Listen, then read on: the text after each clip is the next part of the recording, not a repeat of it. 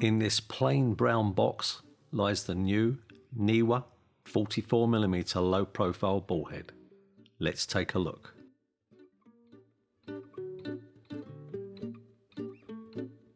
This is the fourth ball head I have ordered recently, the other three being returned for various shortcomings. This one is a completely different design to the others, and at first glance it does appear to have superior build quality.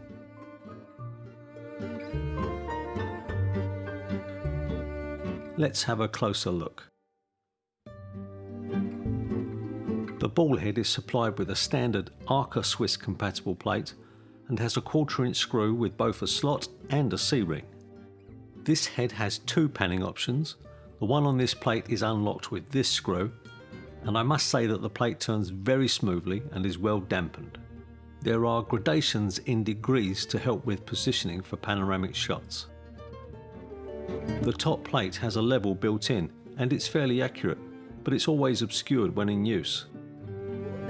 The Arca Swiss style plate has two protruding bolt heads that fit inside these cutouts in the top plate to prevent the plate sliding off accidentally should the clamp screw become loose.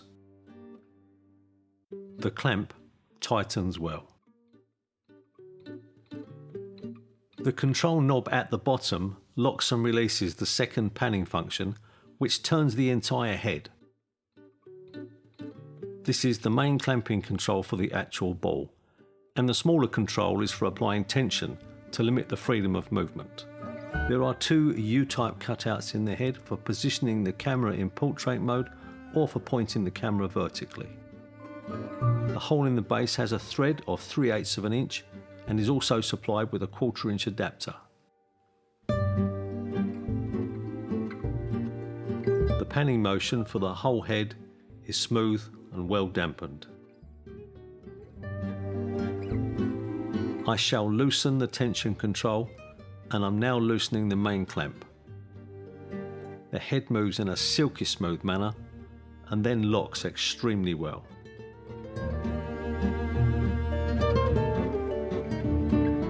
I'm going to set up the tension control by loosening the main clamp. The ball will actually lock tightly just using this control, but it can be adjusted to apply friction to the ball and restrict the speed of movement, which it does reasonably well.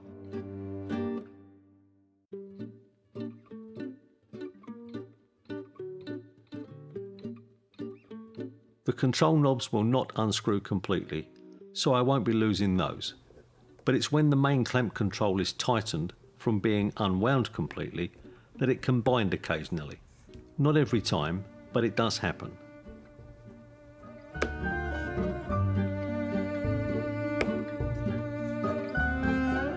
It's not really a problem as such, and if I only unscrew the knob enough to release the ball, then it doesn't occur. Looking very closely at the top plate, there is a tiny bit of play in the small gap above the gradations, but it doesn't affect the use. This head is supposed to be good for up to 25 kilograms. I am assuming allowances must be made for leverage.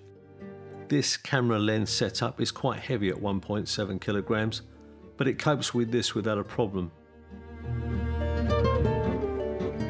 The panning at the base shows no signs of strain. The panning on the head plate also functions smoothly under load. So that ends the test. No, just kidding.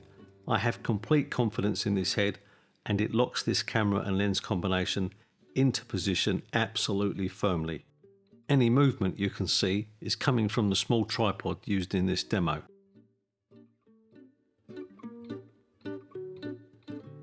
My only complaint about the clamping knob is that it's quite wearing on the fingers. Let's try to line up the camera and lock the clamp to see if it wanders.